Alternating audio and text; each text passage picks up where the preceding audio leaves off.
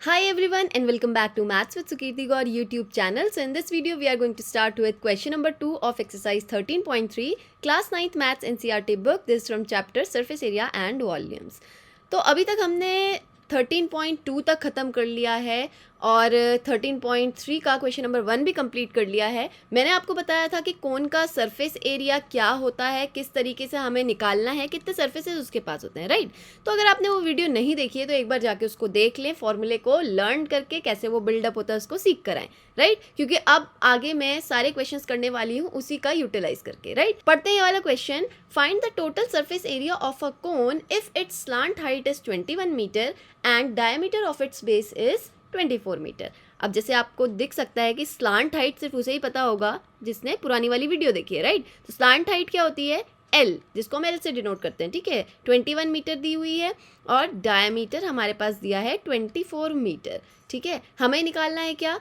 Total surface area of cone. तो total surface area of cone का formula क्या होता है बता दो ज़रा. एक तो मैंने आपको बताया था कि पाई आर एल उसका कर्व्ड सरफेस एरिया होता है प्लस पाई आर स्क्वायर नीचे बेस एरिया होता है. इससे क्या बन जाता है हमारे पास total surface area which is pi R L plus r in bracket. So we are going to use this one, ठीक है. डायरेक्ट वाला यूज़ करेंगे. अभी सेकेंड क्वेश्चन है तो मैंने जस्ट आपको बता दिया. तो यहाँ से आ जाएगा ये pi R L plus r in bracket. Clear.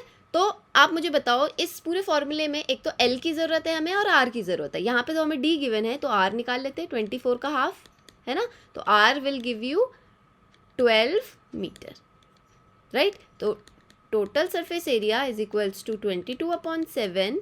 Are की जगह आप डाल दीजिए 12 मीटर और ब्रैकेट में एल इज़ 21 प्लस 12, ठीक है, इक्वल्स टू 22/7 12 और 21 प्लस 12 कितना आ जाएगा? ये 33, ठीक है ना. तो यहाँ पे कुछ कैंसिल आउट तो हो नहीं रहा है तो सबको हमें मल्टीप्लाई ही करना पड़ेगा. तो मल्टीप्लाई कर लेते हैं. 33 इंटू 22 से करते हैं सबसे पहले. 2 3 ज़ा 6, 2 3 ज़ा 6, 6 6, ठीक है.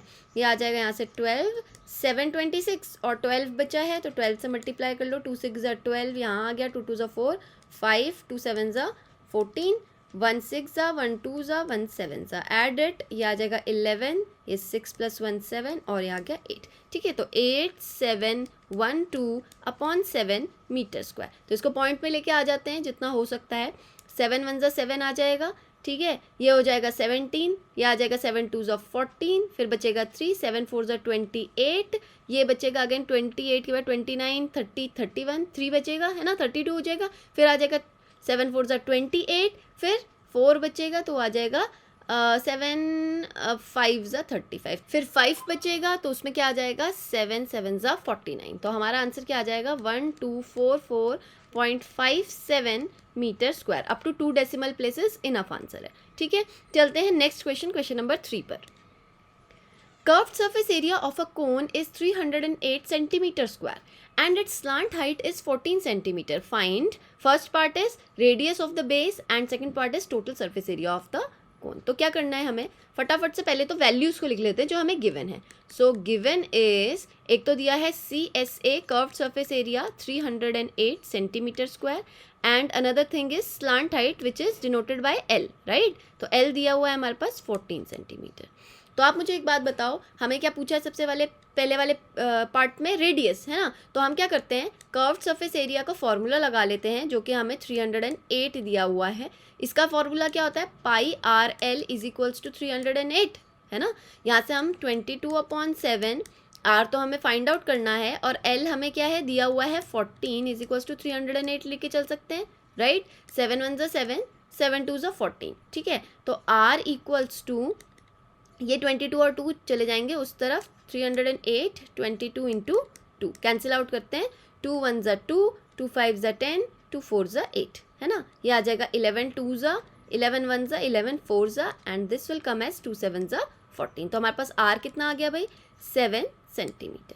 अब क्या निकालना है हमें सेकंड वाले पार्ट में? Total surface area of the cone. तो ये सिंपल वही चीज़ें होती है. देखो फर्स्ट हमें रेडियस की ज़रूरत थी ही, है ना, उन्होंने हमसे रेडियस निकलवाया. अब टोटल सरफेस एरिया में हमें रेडियस चाहिए था pi R L plus R में, ठीक है.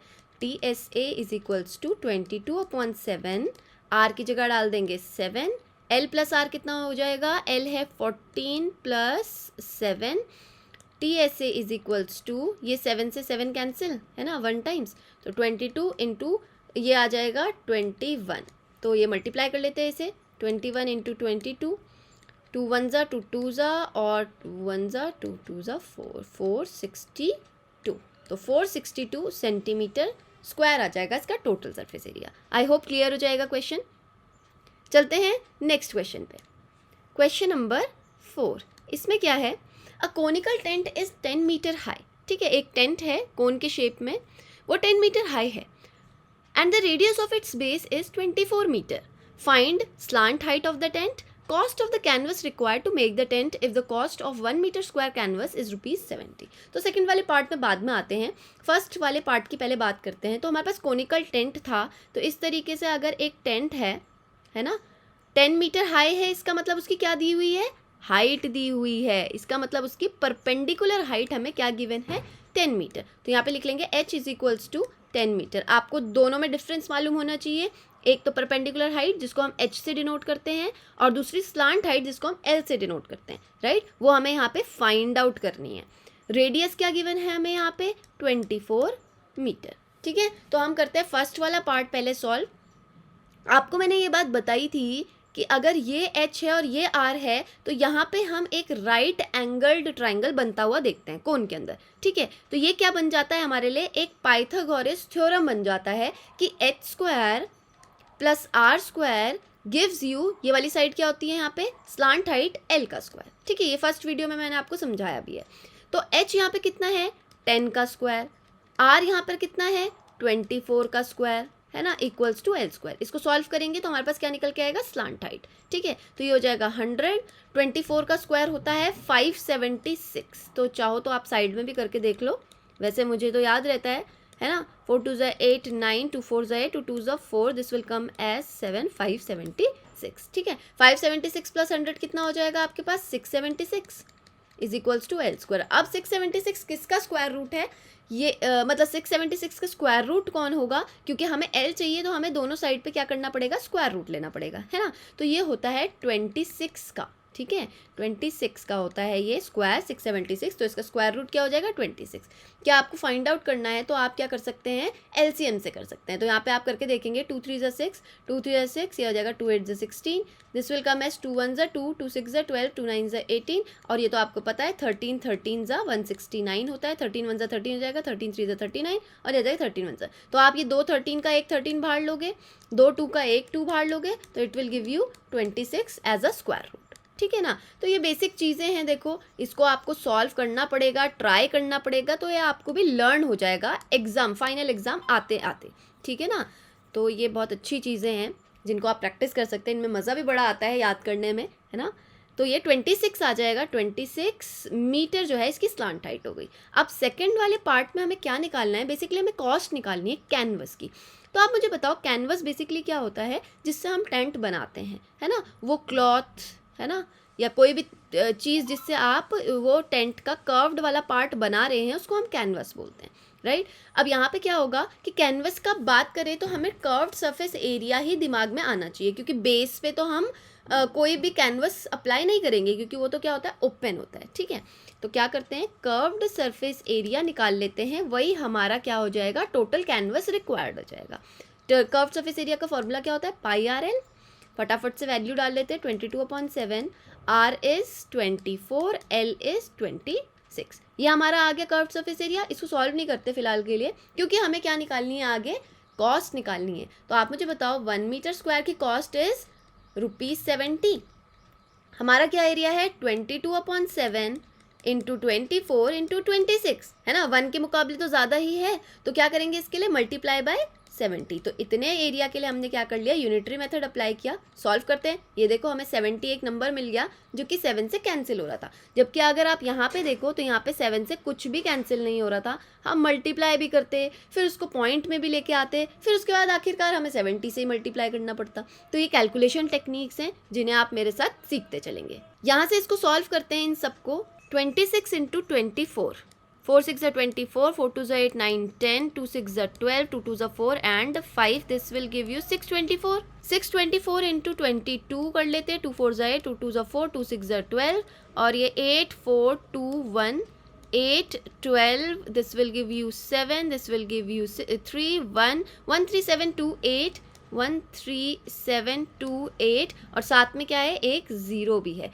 तो ये आ जाएगा मीटर सॉरी कॉस्ट.